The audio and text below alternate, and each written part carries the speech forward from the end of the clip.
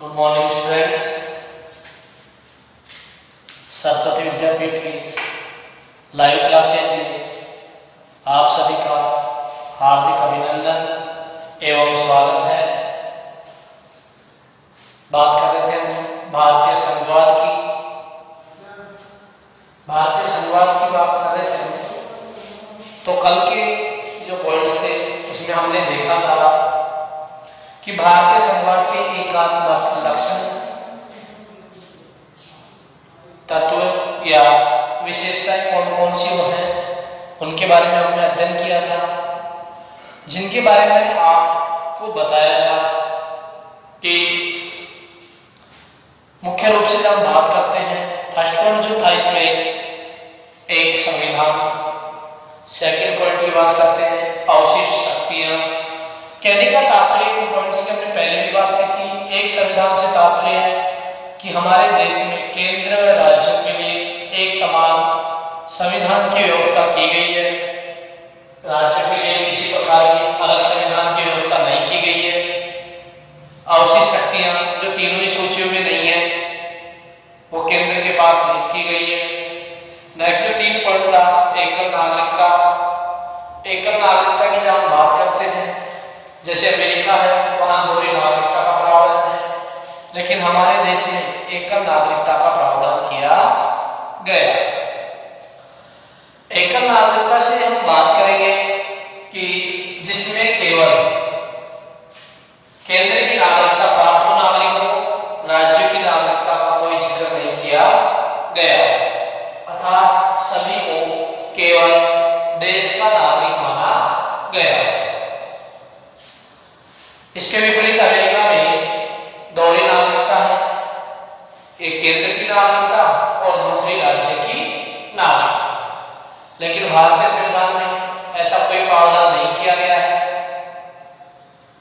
और हमारे यहाँ एकल नागरिकता के जो सिद्धांत है उसको अपनाया गया है। नेक्स्ट इसके बाद करते हैं बात राज्यों को पृथकता का अधिकार नहीं, कि राज्यों को संघ से अलग होने के कोई अधिकार नहीं दिया गया। मैंने बताया था 1963 में 16वें संविधान संशोधन के द्वारा, कब है 1963 में 16वें संविधान संशोधन के द्वारा यह स्पष्ट किया गया था कि संघ से अलग होने के पक्ष पोषण को, संघ से अलग होने के पक्ष पोषण को वाक स्वतंत्रता संरक्षण प्राप्त नहीं होगा, अर्थात वाणी का जो संरक्षण है वो प्राप्त नहीं होगा। ठीक है, आगे हम बात करेंगे। तो जो नेक्स्ट है 5वां पॉइंट संविधान संशोधन। मैंने आपको बताया था इसमें कि भारतीय संविधान में संशोधन की जो विधि है वो दक्षिण अफ्रीका के संविधान से ली गई है और जिसका वर्णन भारतीय संविधान के अनुच्छेद 368 में किया गया है। वैसे संविधान के कुछ भागों में संसद साधारण कानून के द्वारा भी संशोधन कर सकती है। ठीक है, नेक्स्ट राज्यसभा में राज्यों का असमान प्रतिनिधित्व, राज्यसभा में राज्यों का असमान प्रतिनिधित्व, इसके बारे में बात करते हैं। तो मैंने आपको कल भी बताया था कि अमेरिका में राज्यों के अनुपात में सीटों की व्यवस्था की गई है, जबकि हमारे देश के संविधान में राज्यसभा में जो जनसंख्या का अनुपात है उसको आधा रखा गया है। किसमें? सीटों के आवंटन। कहने का मतलब जिस राज्य की जितनी अधिक जनसंख्या होगी उस राज्य को उतनी ही अधिक राज्यसभा सीटें प्राप्त होंगी। ठीक है, इसके बाद हम बात करते हैं शक्तियों का विभाजन। शक्तियों के विभाजन की बात करते हैं। ज्यादातर केंद्र के पक्ष में किया गया शक्तियों का विभाजन, क्योंकि समवर्ती की जो सूची के विषय हम देखते हैं, समवर्ती सूची के विषयों में कि विवाद होने की स्थिति में केंद्र का जो कानून होता है वही प्रभावी माना जाता है। उसके बाद हमने जो नेक्स्ट पॉइंट पढ़ा था आपातकालीन शक्तियां। आपातकालीन यानी संकटकालीन शक्तियां। आपातकालीन शक्तियां से क्या समझ सकते हैं? संकटकालीन शक्तियां।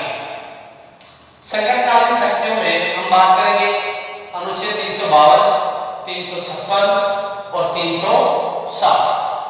अनुच्छेद 352, 356 और 360 ये आपातकालीन शक्तियां हैं जिनका प्रयोग भारत का राष्ट्रपति करता है। नेक्स्ट आगे जो बात करते हैं प्रारंभिक बातों में एकरूपता। प्रारंभिक जो बातें थी उनमें एकरूपता कहने का मतलब कुछ प्रारंभिक बातों की एकरूपता भारतीय संविधान की मुख्य विशेषता है। जैसे समस्त देश के लिए एक ही प्रकार के समस्त देश के लिए एक ही प्रकार के दीवानी तथा फौजदारी कानून का प्रबंधन किया गया। समस्त देश के लिए एक ही प्रकार के दीवानी तथा फौजदारी कानून का क्या किया गया है? प्रबंधन किया गया है।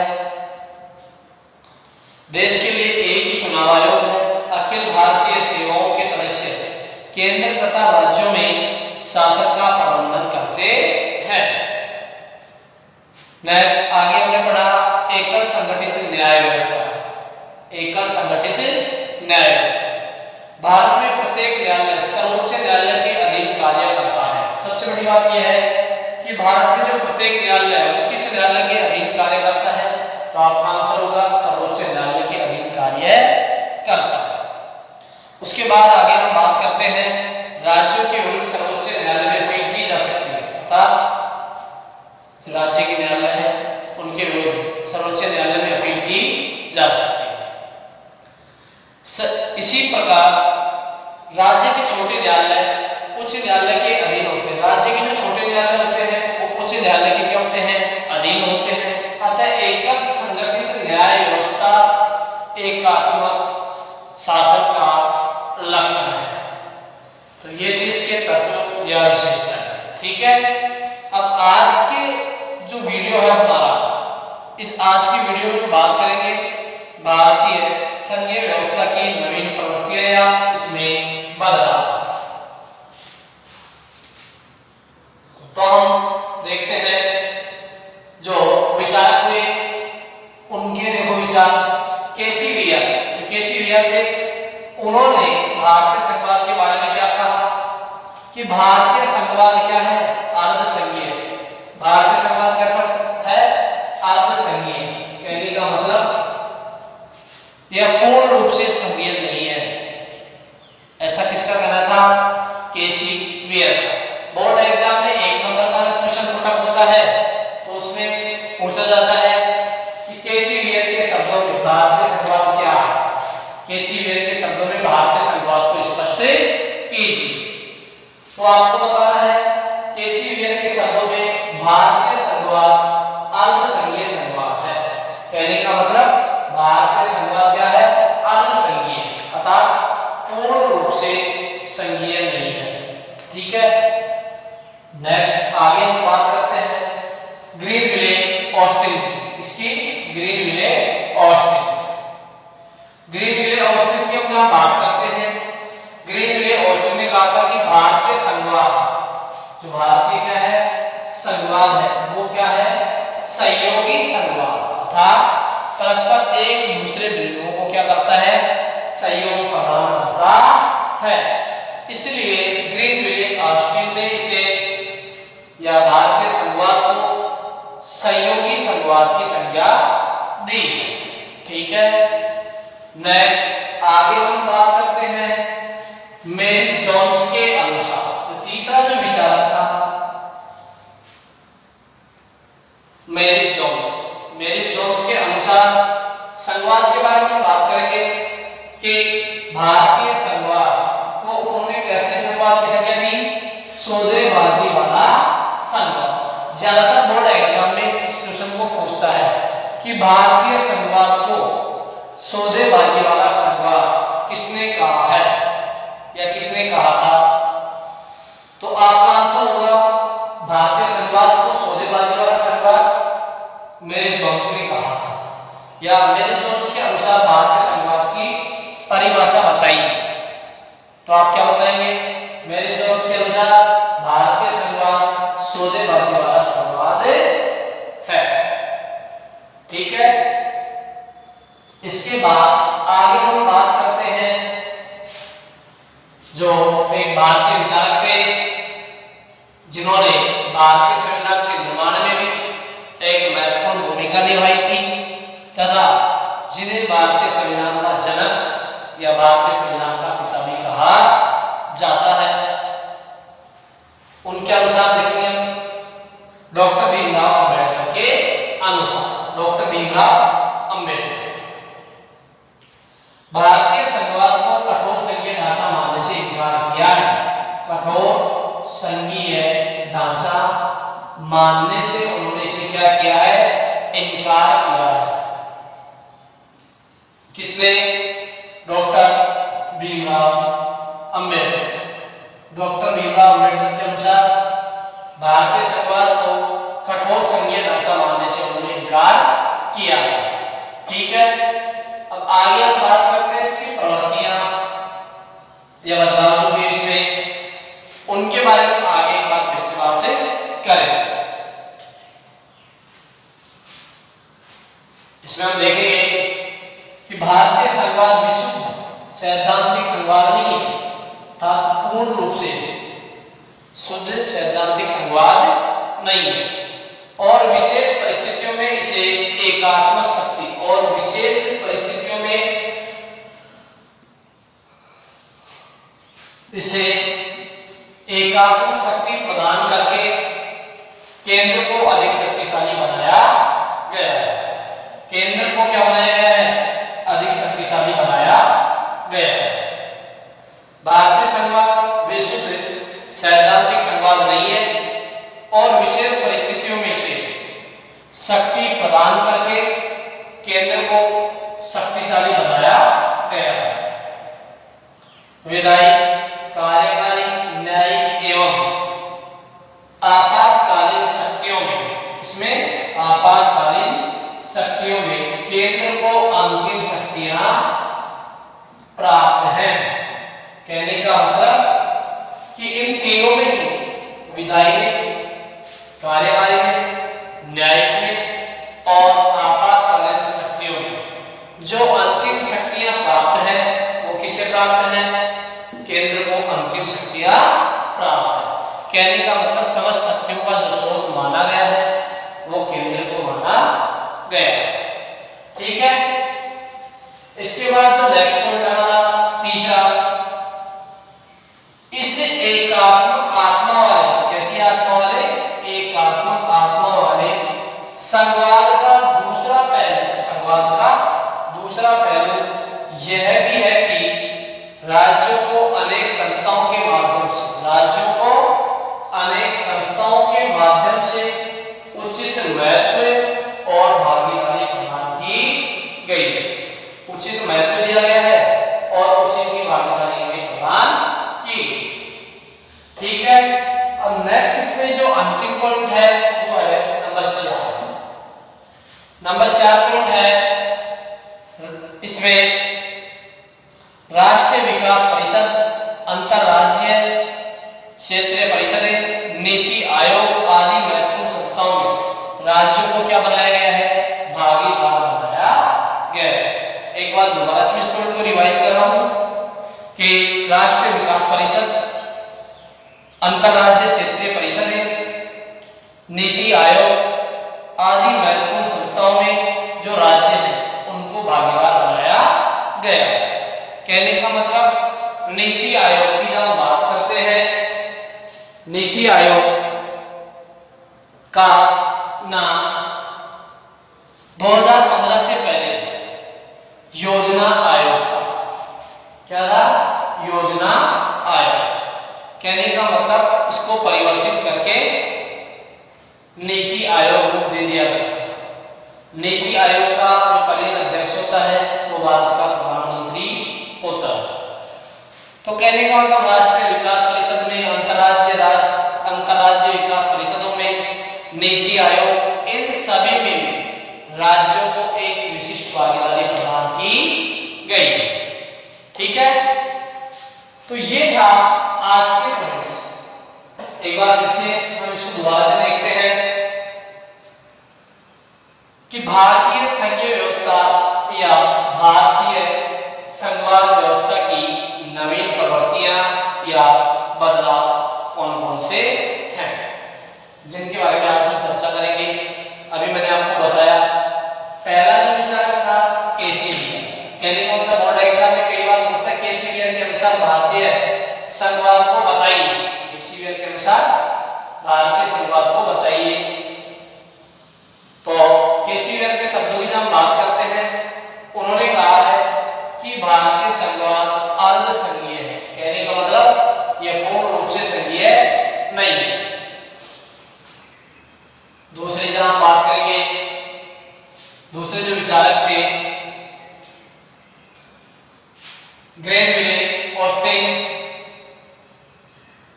विलियमसन के अनुसार भारतीय संघवाद सहयोगी संघवाद है।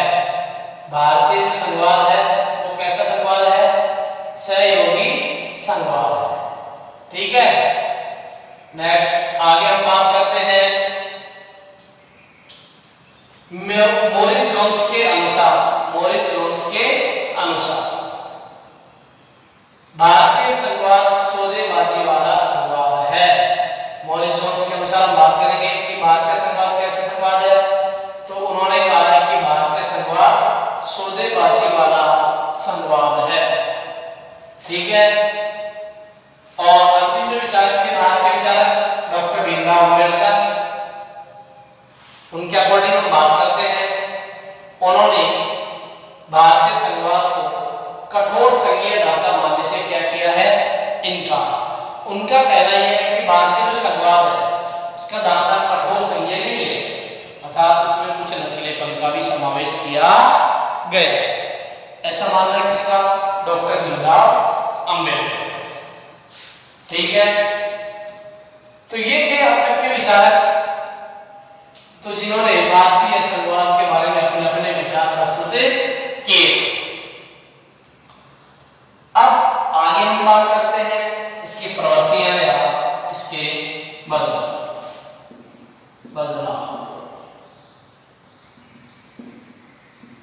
प्रवृत्ति भी कह सकते हैं, बदलाव इसको कह सकते हैं। तो पहला जो प्रवृत्ति है, पहला जो बदलाव हुआ वह भारतीय संघवाद विशुद्ध सैद्धांतिक संघवाद नहीं है। भारतीय संघवाद विशुद्ध अर्थात पूर्ण रूप से शुद्ध सैद्धांतिक संघवाद नहीं है, और विशेष परिस्थितियों में से एकात्मक शक्ति और विशेष परिस्थितियों में से कैसी शक्ति प्रदान करके? एकात्मक शक्ति प्रदान करके केंद्र को अधिक शक्तिशाली बनाया गया। कहने का मतलब समझ शक्तियों का जो स्रोत है वो केंद्र है, अर्थात राज्य अपनी समझ शक्तियां किससे प्राप्त करते हैं? केंद्र से प्राप्त करते हैं। आगे सेकंड जो पॉइंट है वो है विधायी, कार्यकारी एवं न्याय तथा आपातकालीन शक्तियों में केंद्र को अंतिम शक्तियां प्राप्त है। कहने का मतलब इनके बारे में अगर कोई अंतिम डिसीजन लेगा या फैसला लेगा तो कौन लेगा? केंद्र सरकार। किसके बारे में? विधायी से, कार्यकारी, न्यायिक एवं आपातकालीन शक्ति। किसको अंतिम अधिकार प्राप्त है? केंद्र। या अंतिम शक्ति किसे प्राप्त है? केंद्र को अंतिम शक्तियां प्रदान की गई। नेक्स्ट आगे हम बात करते हैं इस एकात्मक आत्मा वाले। कैसे आत्मा वाले? इस एकात्मक आत्मा वाले संघवाद का दूसरा पहलू, संघवाद का दूसरा पहलू यह भी है कि राज्यों को अनेक संस्थाओं के माध्यम से, इसका दूसरा पहलू यह भी है कि राज्यों को अनेक संस्थाओं के माध्यम से उचित महत्व और भागीदारी प्रदान की गई। उचित महत्व और भागीदारी प्रदान की गई। ठीक है, तो ये थी भारतीय संघीय व्यवस्था की नवीन प्रवृत्तियां या बदलाव। ठीक है, आगे हम बात करेंगे जो आपका लेसन है उसमें नंबर 4 पॉइंट की राष्ट्रीय विकास परिषद। कहते हैं 3 हो गए, अब जो चौथा पॉइंट है राष्ट्रीय विकास परिषद। राष्ट्रीय विकास परिषद अंतरराज्यीय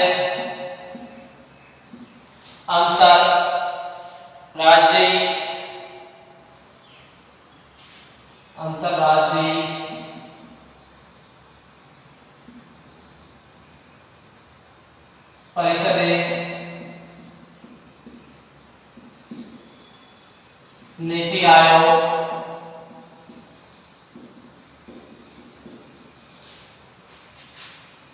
आदि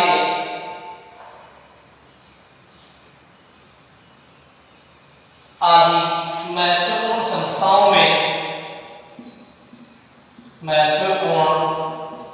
संस्थाओं में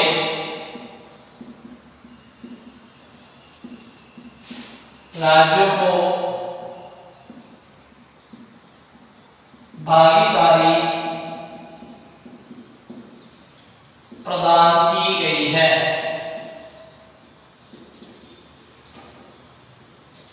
ठीक है, कहने का मतलब जो चौथा पॉइंट है उसको हम देखेंगे कि राष्ट्रीय विकास परिषद, कौन सी परिषद?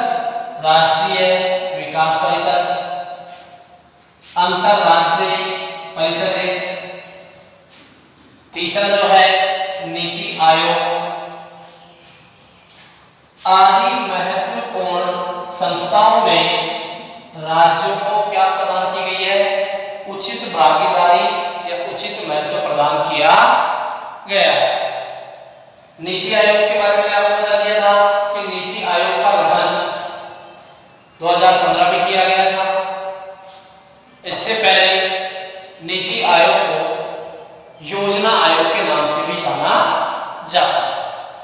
ठीक है, अर्थात यह एक थिंक टैंक के रूप में कार्य करने वाला आयोग आगामी भविष्य के लिए नीतियां बनाना और उन नीतियों को क्रियान्वित करना, यही इसके कार्य होते हैं। मैंने बताया था इसका पदेन अध्यक्ष या मुखिया भारत का प्रधानमंत्री होता है। ठीक है, तो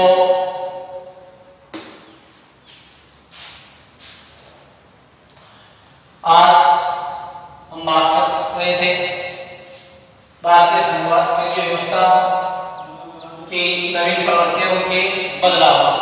तो ये थी इसकी नवीन प्रवृत्तियां और इसके बदलाव, जिससे मैंने आपको विचारों के बारे में बता दिया। 4 विचार सकता है, केसीडीएफ, डॉक्टर भीमराव अम्बेडकर। ठीक है, और उसके बाद में इसकी प्रवृत्तियां बता दी थी या इसके बदलाव बता दिए। प्रवृत्तियों और बदलाव की जब हम बात करेंगे तो इसमें मुख्य रूप से कितने बदलाव हुए? वो थे 1, 2, 3 और 4। मुख्य रूप से इसमें 4 बदलाव हुए, जिसमें मैंने आपको नीति आयोग के बारे में बता दिया है। ठीक है, तो ये आज का वीडियो यही समाप्त होता है। धन्यवाद। ठीक है, ये आपका लेसन